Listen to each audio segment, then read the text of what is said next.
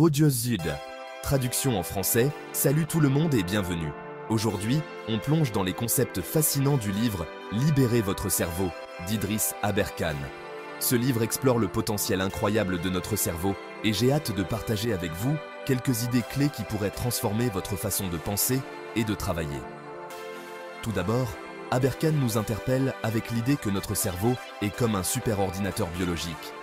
Oui, vous avez bien entendu, un superordinateur. Il soutient que nous n'utilisons qu'une fraction des véritables capacités de notre cerveau. Imaginez un instant ce que nous pourrions accomplir si nous exploitions ne serait-ce qu'une petite partie de plus.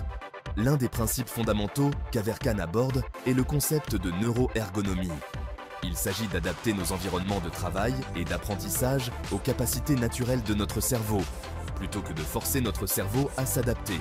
Cela signifie concevoir des tâches de manière à minimiser la charge cognitive et à maximiser l'efficacité de notre cerveau. Des changements simples, comme un éclairage plus naturel ou une modification de la façon dont les informations sont présentées, peuvent faire une énorme différence dans l'efficacité de notre apprentissage et de notre travail. Un autre point intéressant concerne l'économie de la connaissance. Aberkane suggère que la connaissance est comme une monnaie qui prend de la valeur lorsqu'elle est partagée, contrairement aux ressources traditionnelles qui s'épuisent lorsqu'on les utilise.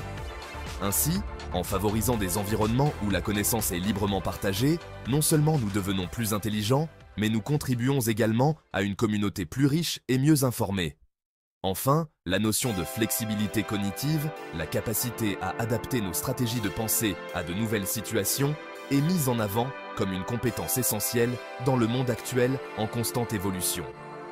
Aberkane nous incite à défier continuellement notre cerveau avec de nouvelles tâches et opportunités d'apprentissage afin de maintenir et d'améliorer cette flexibilité. Pour conclure, libérez votre cerveau.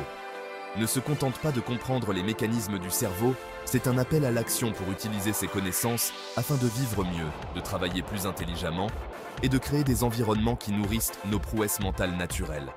J'espère que ces idées vous inspireront autant qu'elles m'ont inspiré. Réfléchissons à la manière dont nous pouvons appliquer ces principes dans notre vie quotidienne pour véritablement libérer la puissance de notre cerveau. Merci d'avoir regardé et n'oubliez pas d'aimer, de partager et de vous abonner pour plus de contenu perspicace comme celui-ci. À la prochaine vidéo.